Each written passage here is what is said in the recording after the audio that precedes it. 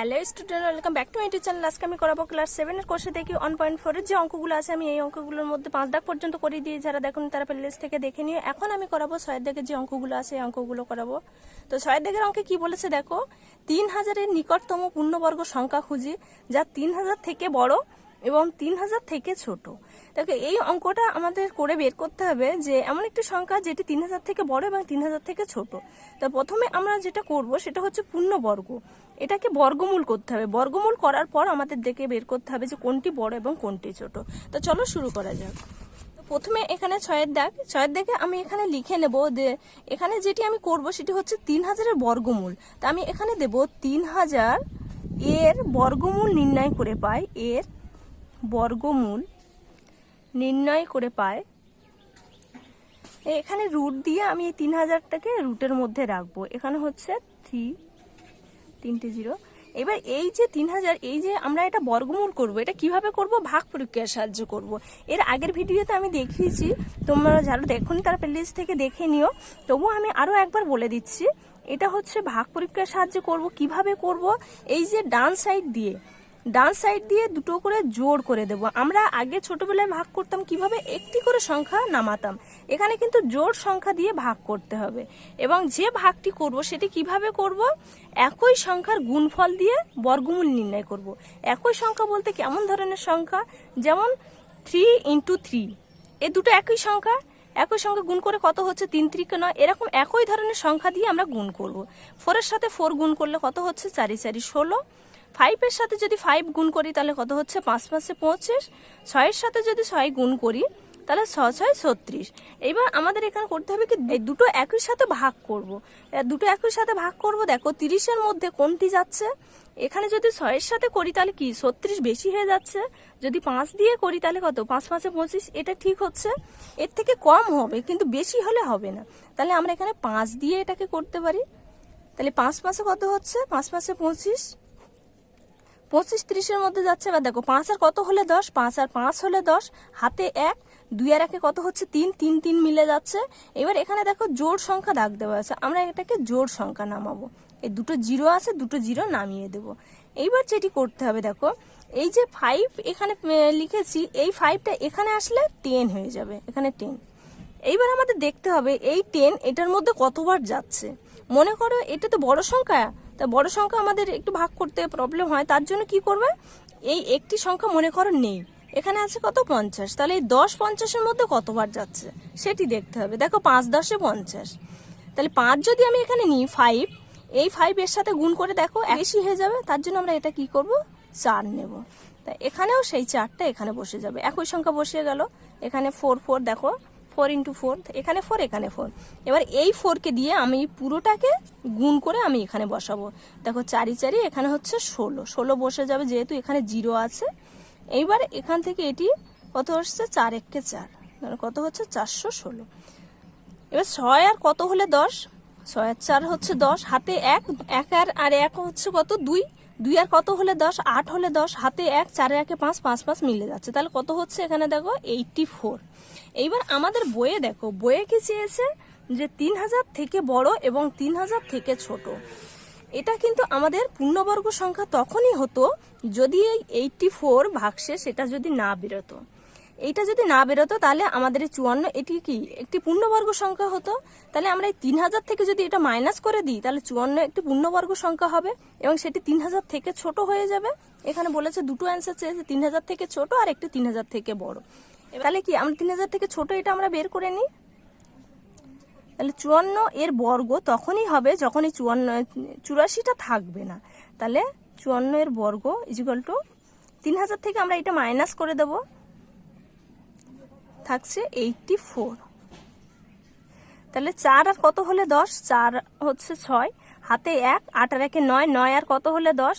9 1 হলে 10, হাতে 1, 1 আর কত হলে 10? 9 হলে 10, হাতে 1, 1 আর কত হলে 3? 2 হলে 3। তাহলে কত হয়েছে দেখো? 2916 এখানে বেরিয়েছে। তাহলে এই যে 3000 যদি না হতো, 2916 হতো, তাহলে কি 54 স্কোয়ার হয়ে যেত এবং এটি একটি পূর্ণবর্গ সংখ্যা হতো। এটি কি আমরা এটা থেকে অঙ্কটা করে আমরা বর্গ করে বুঝতে পারলাম এবং এটি কি এটা 3000 থেকে ছোট বেরিয়েছে। এইবার আমরা বের করব 3000-এর থেকে বড়। 54-র পরবর্তী সংখ্যা কি? 54-র পরবর্তী সংখ্যা হচ্ছে 55, 55। তাহলে 55 যদি বর্গ করি তাহলে কত হচ্ছে দেখো, এর বর্গ 55 স্কোয়ার, বর্গ মানে কি এর স্কোয়ার, তাহলে 55 ইন্টু 55, এই দুটোকে যদি গুণ করি তাহলে কত হচ্ছে দেখো, 3025 হয়ে যাচ্ছে। এর দুটোকে গুণ করলে তোমরা আলাদা রাফে গুণ করে দেখো, 3025 হয়ে যাবে এর বর্গ। তাহলে 1 নম্বর অ্যান্সারটা আমরা লিখবো, এখানে দিয়েছে দেখো 3000, 3000 থেকে বড়। তাহলে আমরা দেব 3000 এর নিকটতম পূর্ণবর্গ সংখ্যাটি হলো, এখানে বড় কথাটা দেবে, 3000-এর নিকটতম বড়, এখানে বড় যেহেতু বলেছে দেখো 3000-এর নিকটতম পূর্ণবর্গ সংখ্যা 3000 থেকে বড়। তাহলে আমরা এখানে দেব 3000-এর নিকটতম বড় পূর্ণবর্গ সংখ্যাটি হলো, বড় সংখ্যাটি হলো 3025। এটি 1 নম্বরের অ্যান্সার। এইবার আমরা দেব বি এর অ্যান্সার। বি এর অ্যান্সার বলেছে 3000-এর নিকটতম, 3000 এর নিকটতম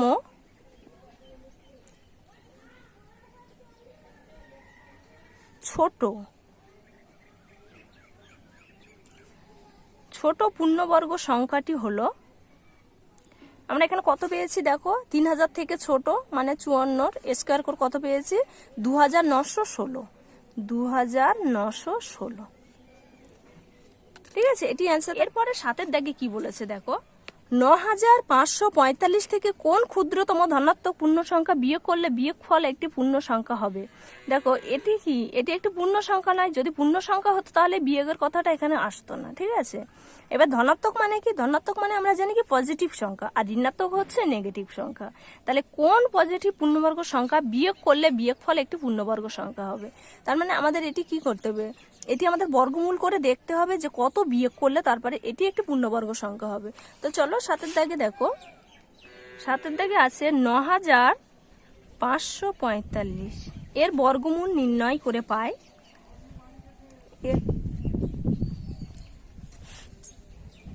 √9545।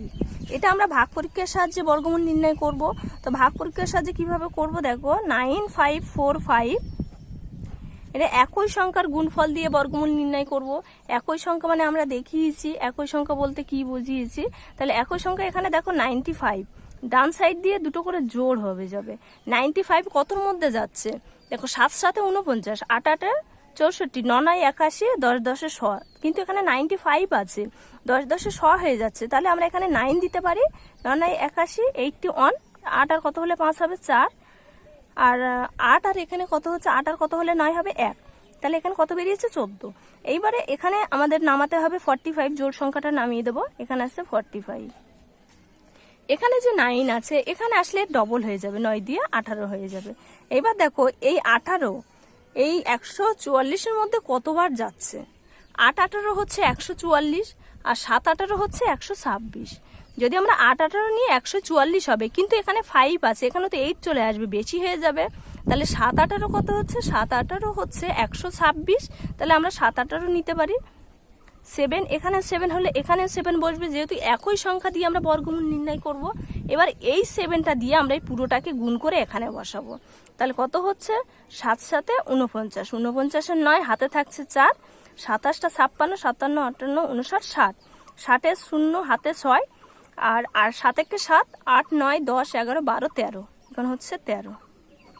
তাহলে এটাকে যদি আমরা বিয়োগ করি কত হচ্ছে দেখো, 9 আর কত হলে 15, 9 6 15, হাতে 1 1 আর কত হলে 4, 1 আর 3 হলে 4, 3 আর কত হলে 4, 1 হলে 4, তাহলে এখানে 1 1 মিলে যাচ্ছে 0, কত বেরিয়েছে 136। তাহলে কত বলেছে, এইটার থেকে কত বিয়োগ করলে আমরা একটি পূর্ণবর্গ সংখ্যা পাবো। তাহলে 136 থেকে যদি এটা বিয়োগ করে দিই তাহলে এটি আমরা একটি পূর্ণবর্গ সংখ্যা পাবো।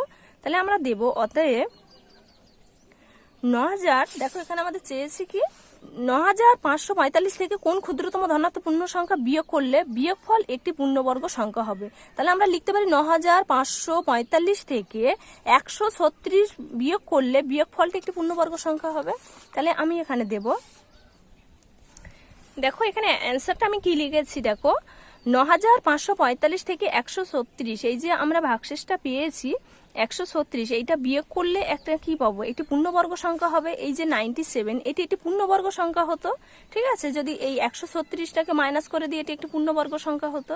তাই এটি অ্যান্সার। এরপরে নেক্সট দেখো 8-এর দাগে কি বলেছে, এখানে বলেছে 5050-এর সঙ্গে কোন ক্ষুদ্রতম ধনাত্মক পূর্ণ সংখ্যা যোগ করলে যোগফল একটি পূর্ণবর্গ সংখ্যা হবে। আগেরটা বলেছিল কি বিয়োগ করলে, এটি বলেছে যোগ করলে। তো কিভাবে আমরা করব দেখো, এটিও কি সেম, এটি একটি পূর্ণবর্গ সংখ্যা নয়, তার কারণ এখানে যোগের, যদি পূর্ণবর্গ সংখ্যা হতো তাহলে যোগের কথা বলতো না এখানে। তাহলে আমরা এখানেও বর্গমূল করব, করে দেখব যে এটি কি করলে, তাহলে কত যোগ করলে এটি একটি পূর্ণবর্গ সংখ্যা হবে। তাহলে এটা যেহেতু আমরা বর্গমূল করব, তো আমরা এখানে রুট ওভার দিয়ে দেবো, রুট ওভার দিয়ে এখানে এটা বসিয়ে দেবো। 5050, এটা আমরা ভাগ পরীক্ষার সাহায্যে করব। ভাগ পরীক্ষার সাহায্যে কিভাবে করব সেটা তোমরা আগে দেখেছো, এখানে আমি আরো বলে দিচ্ছি। দেখো একই সংখ্যা দিয়ে আমরা ভাগ করব, সেটি হবে বর্গমূল নির্ণয়। তো একই সংখ্যা এখানে কতবার যাচ্ছে দেখো, আমরা জোড় করে নেব, ডান সাইড দিয়ে দুটো করে জোড় করব। 50 কতর মধ্যে যাচ্ছে দেখো, 50 দেখো 7 সাথে 49 হচ্ছে, আর 8 8 64 হয়ে যাচ্ছে। তাহলে আমরা এখানে 7 নিতে পারি, 7 সাথে 49, এখানে 7 হলে এখানে 7, একই সংখ্যার গুণ করছি, 7 সাথে 49, 49। এবার দেখো 9 এর কত হলে 10, 1 হাতে থাকছে 1, 4 এর একে 5, 5 5 মিলে যাচ্ছে। এবার আমরা জোড় সংখ্যা একসাথে নামাবো, এখানে 50 আছে, 50 নেমে যাবে। এবার 7 এখানে আসলে কি হয়ে যাবে, ডবল হয়ে যাবে, 7 দিয়ে 14। এইবার দেখো মনে করে জিরোটা নেই, এই 14 15-এর মধ্যে কতবার যাচ্ছে দেখো, 14কে 14, 14 দিয়ে 28 হয়ে যাচ্ছে, বেশি হয়ে যাচ্ছে। তাহলে এখানে কি, এখানে আছে 15, আমি একবার দিতে পারি, তাহলে এখানেও একবার দিয়ে দেবো। একের সাথে 1 যদি গুণ করি তাহলে কত হচ্ছে দেখো, একের সাথে যাই গুণ করো সেই সংখ্যায় চলে আসবে, তাহলে 141 বসে যাবে। বসে গেলে দেখো 1 আর কত হলে 10 হবে, 9 হলে 10 হবে, হাতে 1, 4 এর একে 5, 5 5 মিলে যাচ্ছে এগুলো। তাহলে দেখো এখানে আমাদের বলেছে যে কত যোগ করলে এইটি একটি পূর্ণবর্গ সংখ্যা হবে, এর সাথে কত যোগ করতে হবে এই 5050-এর সাথে। তাহলে 71-এর পরবর্তী পূর্ণবর্গ সংখ্যা কি, 71-এর পরবর্তী পূর্ণবর্গ সংখ্যা হচ্ছে 72। তাহলে আমরা 72-এর বর্গ করে দেখব যে সেটি কত হচ্ছে, দেখা যাক। তাহলে আমি এখানে লিখব 71 এর পরবর্তী পূর্ণবর্গ সংখ্যা সমান কত, 72, 72। এবার এটাকে যদি আমি বর্গ করি, 72 এর বর্গ, এর বর্গ মানে স্কয়ার, মানে কি এটি 72-এর সাথে 72 গুণ হবে। তো 72-এর সাথে 72 গুণ করলে কত হচ্ছে দেখো, আমরা এখানে রাফে করে নিচ্ছি। দেখো এখানে আসছে 5184, তোমরা এটা আলাদা রাফে করে নিও, তাহলে তোমরা বুঝতে পারবে। ঠিক আছে, এর পরবর্তী সংখ্যা আমরা কত পেলাম, 5184। দেখো এবারে আমরা কি করব, এখানে আমাদের চেয়েছে যে এর সঙ্গে কত যোগ করলে এটি একটি পূর্ণবর্গ সংখ্যা হবে। তাহলে এইটা থেকে যদি এটা মাইনাস করি তাহলে কত বেরোচ্ছে সেইটা যদি আমরা এর সাথে যোগ করি তাহলে এটি পূর্ণবর্গ সংখ্যা হবে। তাহলে এটার থেকে আমরা এটা মাইনাস করব, কত হচ্ছে দেখো, এটা থেকে এটা যদি আমরা মাইনাস করি কত হচ্ছে, তাহলে কত হচ্ছে 134, এখানে বসিয়ে দেবো 134। তাহলে আমরা লিখব যে 5050-এর সাথে 134 যোগ করলে এটি একটি পূর্ণবর্গ সংখ্যা হবে। সেই সংখ্যাটি কত, সেটি হচ্ছে 72। ঠিক আছে, তাহলে আমি লিখে নিয়ে দেখাচ্ছি। দেখো তাহলে অ্যান্সারে কি লিখবে, যে 5050-এর সঙ্গে 134, মানে আমরা কি 72-এর বর্গ করে আমরা কত পেয়েছিলাম, 72 বর্গ করে আমরা 5184 পেয়েছি, সেটা থেকে এটা মাইনাস করে দিয়ে আমরা দেখলাম 134 যোগ করলে এটি একটি পূর্ণবর্গ সংখ্যা হবে। ঠিক আছে, এটি অ্যান্সার। এরপরে নেক্সট দেখো 9-এর দাগে কি বলেছে, বারাইপুর এক পেয়ারা বাগানে 1764টি পেয়ারা গাছ লাগানো হয়েছে, যতগুলি সারিতে পেয়ারা গাছ লাগানো হয়েছে প্রতি সারিতে ততগুলি পেয়ারা গাছ আছে। হিসাব করে দেখি প্রতি সারিতে কতগুলি পেয়ারা গাছ আছে। দেখো এখানে বলেছে মোট পেয়ারা গাছ হচ্ছে এতটি, মোট পেয়ারা গাছ যা আছে। তারপর বলে দেখো যতগুলি সারিতে পেয়ারা গাছ লাগানো হয়েছে প্রতি সারিতে, মানে যে কটা সারি আছে প্রত্যেক সারিতে ততগুলি পেয়ারা গাছ আছে। ধরো আমি এখানে দেখাচ্ছি, দেখো এখানে ধরো 4টি সারি আছে, এই 4টি সারি আছে, এই 4টি সারিতে প্রতি সারিতে ততগুলো গাছ, মানে যে কটা সারি এক এক সারিতে ততগুলি গাছ, প্রত্যেকটাতে যদি 4টি করে গাছ থাকে তাহলে কত হচ্ছে দেখো, এটা 4টে সারি, 4 4 কত হচ্ছে 16। আর এই 16কে যদি আমরা বর্গমূলের সাহায্যে ভাগ করি, বর্গমূল পরীক্ষায় ভাগ করি, তাহলে কিভাবে হচ্ছে দেখো, 4 4 16 হয়ে যাচ্ছে। তাহলে আমরা কত পেলাম, 4টে, এখানে যে লাইন আছে সারি আছে 4টে সারি পেলাম এবং প্রত্যেক সারিতে 4টে করে গাছ আছে। এটা আমরা কি এই ভাগ করে জানতে পারলাম। এখানেও দেখো টোটাল একটা গাছের সংখ্যা দিয়ে দিয়েছে এবং এখানে সারির সংখ্যাও দেওয়া নেই। তাহলে কতগুলো সারি আছে সেটা আমাদের বের করতে হবে এবং প্রত্যেক সারিতে কত করে গাছ আছে সেটা আমাদের বের করতে হবে। মানে যে কটা সারি প্রতি সারিতে সে কটা গাছ আছে, তাহলে এটাও আমরা যদি ভাগ করি তাহলে আমরা বের করে নিতে পারবো। তা চলো এখানে আমরা লিখবো 1764 এর বর্গমূল নির্ণয় করে পায়।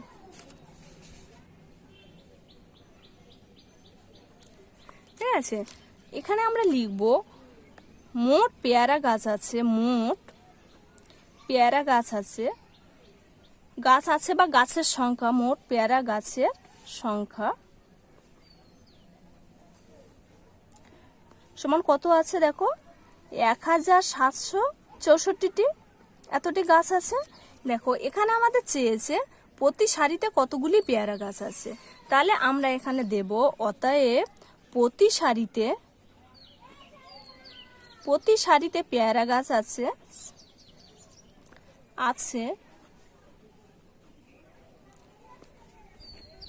কত 1764টি, 1764। তাহলে 1764কে যদি আমরা ভাগ করি, ডান সাইড দিয়ে দুটো করে জোড় করব।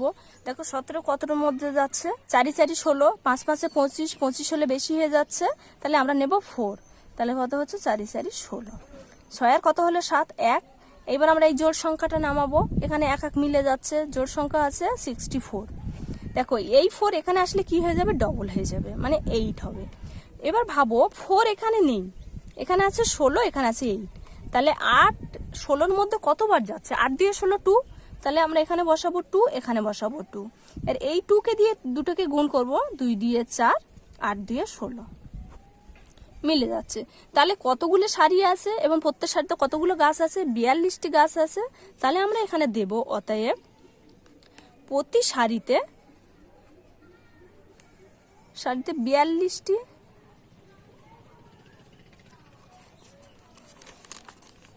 42টি করে পেয়ারা গাছ আছে।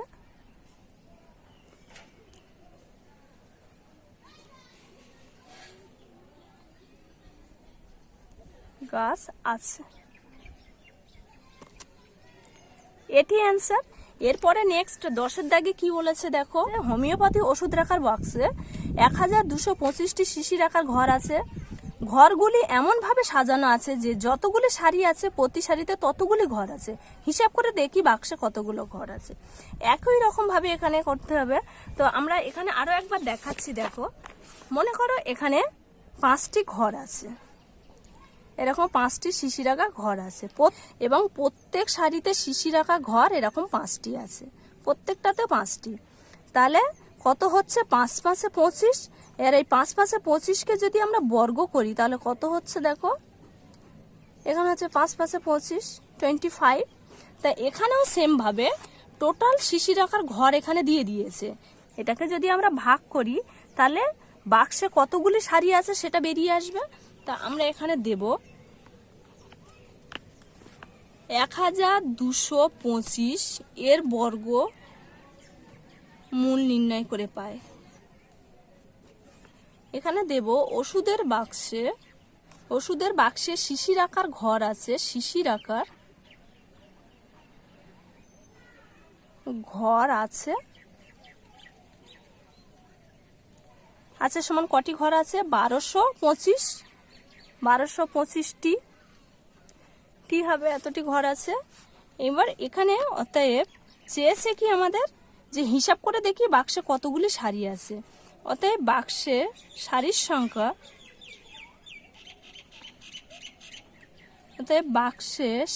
সংখ্যা, সমান রুট ওভার কত আছে এখানে 1225। আর এটাকে আমরা ভাগ করব 1225, ডান সাইড দিয়ে দুটো করে জোড় করে নেব। জোড় করে নেওয়ার পর দেখো 12 কতর মধ্যে যাচ্ছে, 3 3 9, 4 4 16 বেশি হয়ে যাচ্ছে, তাহলে আমরা নেব 3, 3 3 হচ্ছে 9, 9 আর কত হলে 12 হবে হচ্ছে 3, হাতে থাকছে 1 1 মিলে যাচ্ছে, এখানে কত আছে 25, জোড় সংখ্যা এখানে নেমে যাবে। নেমে যাবার পর এখানে 3 এখানে আসলে কত হবে, ডবল হয়ে যাবে, অর্থাৎ 6 হয়ে যাবে। এখানে দেখো মনে করো 5 এখানে নেই, এই 6 32-এর মধ্যে কতবার যাচ্ছে, 5 6 30, 5, তাহলে 6 6 36 বেশি হয়ে যাচ্ছে, তাহলে আমরা নেব 5 বার, 5 6 30। এবার এই 5কে দিয়ে দুটোকে গুণ করব, 5 5 25 এর 5, হাতে থাকছে 2, 5 6 30 আর 2 32, 32 এখানে মিলে গেছে। তাহলে আমরা এখানে কত পেলাম, বাক্সের শাড়ির সংখ্যা পেলাম 35টি, ঠিক আছে, এবং প্রত্যেক শাড়িতে কটি করে শিশি আছে, 35টি। এটা আমরা ভাগ করে পেয়ে গেলাম। তাহলে আমরা লিখব অতএব বাক্সের শাড়ির সংখ্যা